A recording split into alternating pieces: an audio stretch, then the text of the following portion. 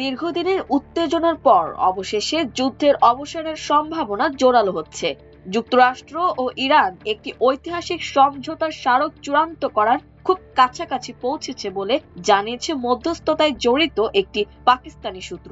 সূত্রটির দাবি, প্রস্তাবিত এই চুক্তিটি একটি এক পাতার নথি হলেও এতে গুরুত্বপূর্ণ একাধিক বিষয় অন্তর্ভুক্ত রয়েছে। সংঘাত শুরুর পর থেকে এটাই দুই দেশের মধ্যে সবচেয়ে অগ্রসর পর্যায়ের সমঝোতা উদ্যোগ হিসেবে বিবেচিত হচ্ছে। প্রাথমিকভাবে জানা গেছে, সম্ভাব্য এই চুক্তিতে থাকতে পারে ইরানের পারমাণবিক কর্মসূচিতে নির্দিষ্ট সীমাবদ্ধতা, যুক্তরাষ্ট্রের পক্ষ থেকে অর্থনৈতিক নিষেধাজ্ঞা শিথিল, হরমুজ প্রণালীকে কেন্দ্র করে উত্তেজনা কমানোর উদ্যোগ, আগামী সপ্তাহগুলোতে আরো বিস্তৃত আলোচনার কাঠামো নির্ধারণ। এই পুরো প্রক্রিয়ায় পাকিস্তান গুরুত্বপূর্ণ কূটনৈতিক ভূমিকা পালন করছে।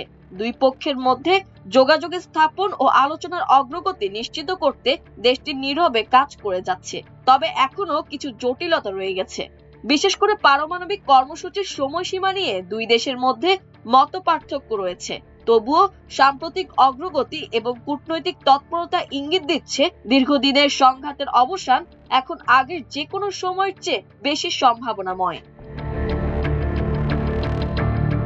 এর আগে যুক্তরাষ্ট্র ভিত্তিক সংবাদ মাধ্যম অ্যাক্সিওস দুই মার্কিন কর্মকর্তা ও আলোচনার সঙ্গে পরিচিত আরো দুই সূত্রের বরাতে এই খবরটি প্রকাশ করেছিল। অ্যাক্সিওসকে পাকিস্তানি সূত্রটি জানায়, খুব দ্রুতই আমরা এটি শেষ করব, আমরা সমঝোতার খুব কাছাকাছি।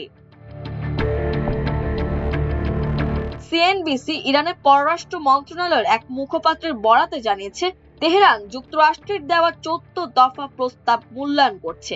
অ্যাক্সিওসের প্রতিবেদনে বলা হয়, হোয়াইট হাউস মনে করছে ইরানের সঙ্গে যুদ্ধ বন্ধে এক পৃষ্ঠার একটি সমঝোতার স্মারক চূড়ান্ত করার খুব কাছাকাছি পৌঁছেছে তারা। প্রতিবেদন অনুযায়ী আগামী 48 ঘন্টার মধ্যে কয়েকটি গুরুত্বপূর্ণ বিষয়ে ইরানের প্রতিক্রিয়া পাওয়ার আশা করছে যুক্তরাষ্ট্র। সম্ভাব্য চুক্তির আওতায় ইরান পারমাণবিক সমৃদ্ধকরণ কার্যক্রমে স্থগিতাদেশ দিতে সম্মত হবে, যুক্তরাষ্ট্র নিষেধাজ্ঞা তুলে নেবে এবং জব্দ করা ইরানি তহবিলের কয়েক বিলিয়ন ডলার ছাড় করবে। পাশাপাশি হরমুজ প্রণালীতে চলাচলের বিধিনিষেধও উভয় পক্ষ তুলে নেবে। অ্যাক্সিওস জানায়, 14 দফার এই সমঝোতা স্মারক নিয়ে মার্কিন দূত স্টিভ উইটকফ ও জ্যারেড কুশনার এবং কয়েকজন ইরানি কর্মকর্তার মধ্যে সরাসরি ও মধ্যস্থতাকারীদের মাধ্যমে আলোচনা চলছে।